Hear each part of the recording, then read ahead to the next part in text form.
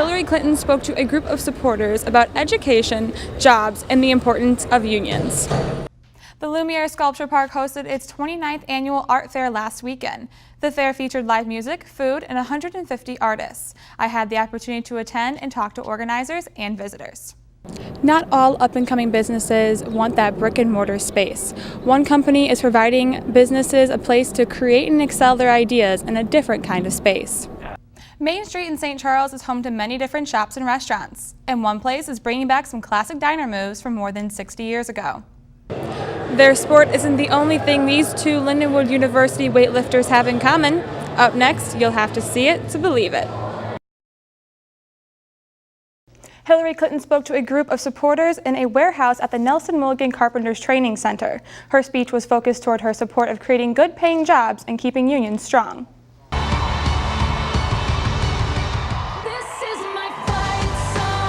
Hillary Clinton supporters filled a warehouse in Afton on Saturday. With a few days ahead of the Missouri primary, Clinton supporters know what's at stake. This is the most important election of my lifetime. And I was at the Trump rally yesterday, and it was nothing but an example of bigotry and hatred and inciting people to violence and divisiveness. And she's all about bringing people together. In her speech, Clinton addressed the Donald Trump rally in Chicago. It was canceled the night before due to security concerns. But the ugly, divisive rhetoric we are hearing from Donald Trump and the encouragement he has given to violence and aggression is not only wrong, it's dangerous, my friends. Hillary Clinton spoke to a group of supporters about education, jobs, and the importance of unions. I believe strongly that I'm the only one in this campaign on either side who has a plan to create good-paying jobs and raise incomes so people can get ahead and stay ahead. That is my goal. Students also attended the event in support of the Democratic candidate. For one student, having something in common with Clinton besides political viewpoints goes a long way. It's awesome just because, I'm a woman, she's a woman. I think that's something that makes it really special. To me, it doesn't matter that she's a woman. She just has more experience than any of the other candidates, and that's what I trust in. One Lindenwood University student attended even though he is an international student and cannot vote in the United States. And I'm just here to support her, even though I can't vote, let her down the road. She's the one that is the most fitted to be the President of the United States. During her rally, Hillary Clinton also spoke about LGBT rights and the importance of equality. The Clinton campaign will be live blogging on Facebook for Tuesday's primary. The Bike Stop Cafe and Outpost is a place where Katy Trail cyclists, runners, and walkers can take a break. But the shop is not just for the athletic. People also stop by for the food. Bike Stop Cafe opened in 2010 on 2nd Street in St. Charles. The cafe moved to its current location on Riverside Drive 3 years ago. Positioned near the Katy Trail, this cafe's mission is to provide a rest stop that feels like home. Biking is universal. Eating healthy is universal, and it sort of draws people to us because it feels comfortable to them. It feels like something they know and are familiar with. Jody and Tony Devonshire opened the shop to combine their two passions. I enjoy cooking healthy foods. He works on bikes. We both have bike passion, so it really just seemed to fit nicely. It really was something that was missing from the area. Bikers, runners, and walkers stop by the cafe before or after the ride. But for some customers, it's not the draw to biking that brings them in.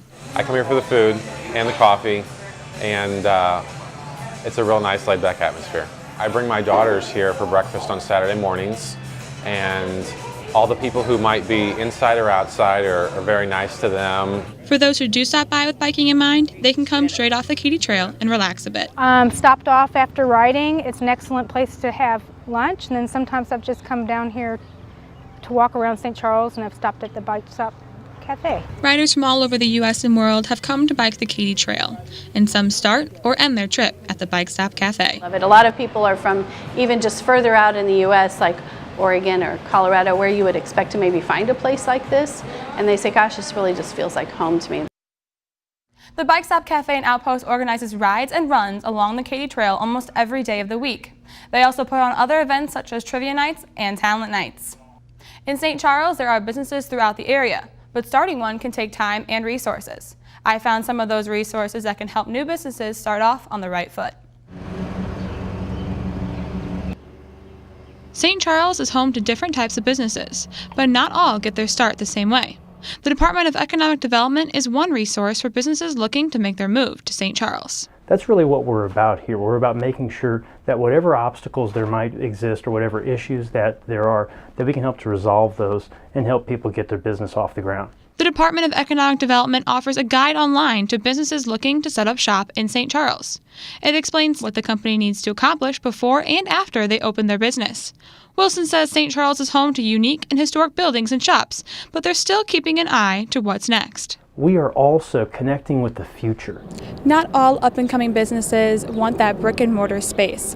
One company is providing businesses a place to create and excel their ideas in a different kind of space. So OPO is what you call a co-working space, and what that means is we provide a community for folks that are looking to start a new business. OPO Startups has 25 private offices and a co-working space that seats up to 40. They also offer a community room and internet to their members. Members join for a variety of reasons. Well, it could be someone starting something from scratch, and in other cases people have already started a business and they may be working out of their house or they were working out of a Starbucks, and they need more of a community to support them. A 2015 Lindenwood graduate works for a company that rents space from OPO. She graduated with her MBA last May and had a different idea of life after graduation. I graduated with my fashion degree, so I was kind of prepared to, go to New York and get people's coffee for like a couple years before I was taken seriously. So this is great. I'm glad that I found this. These are just some of the resources available for new businesses. For more information about starting a business in St. Charles, go to stcharlescitymo.com. Coming up on LUTV News, a major intersection in St. Peters is open again after a deadly accident. We'll have the story. Plus, a second demolition is scheduled for the Boone Bridge. We have the details on when the roads will be closed. And plans for a new sports complex are moving forward. See what's next for the project. Those stories plus sports weather and more ahead on LUTV News.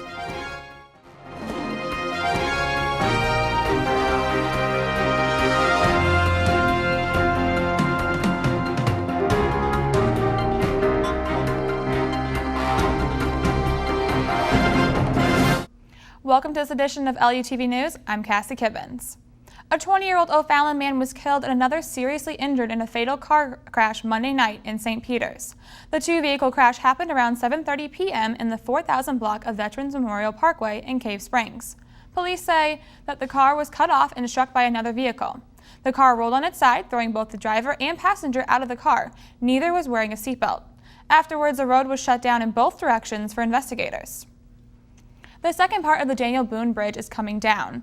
The demolition is scheduled for Monday. Crews will close all lanes of eastbound and westbound I-64 at 9:45 a.m.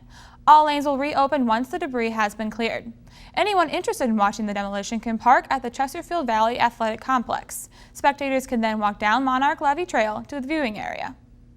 Missouri Senator Claire McCaskill recently shared some serious health news.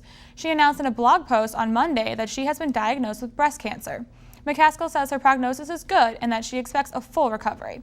She will undergo 3 weeks of treatment in St. Louis. A new festival is coming to the St. Louis area called Murmuration. Founder of LouFest, Brian Cohen, has announced that he's moving on to a new project. According to STL Today, Cohen has teamed up with the president of the company Cortex to create this 3-day event in Forest Park. It will include music, science, technology, and art. Cohen says it will bring many elements together, resulting in an experience never before seen in St. Louis. The new festival is set for September 23rd to the 25th. The soccer complex project at Creve Coeur Lake Park takes another step forward. A proposal was passed on Tuesday with a 5-2 vote by the St. Louis County Council to approve the funding for the complex. Councilman Michael O'Mara hopes the complex will be a resource for youth soccer programs and give St. Louis the ability to host larger tournaments. Construction is anticipated to begin as soon as spring and completed fall of 2017. A man and his best friend had an unexpected happy ending after losing each other in February. An 18-month-old German Shepherd named Luna fell off a fishing boat in the Pacific Ocean. She was lost for almost 5 weeks and assumed to be dead. Luna managed to swim to San Clementine Island, a land owned or operated by the U.S. Navy. She was greeted by naval staff who were able to reunite her with her family on Wednesday.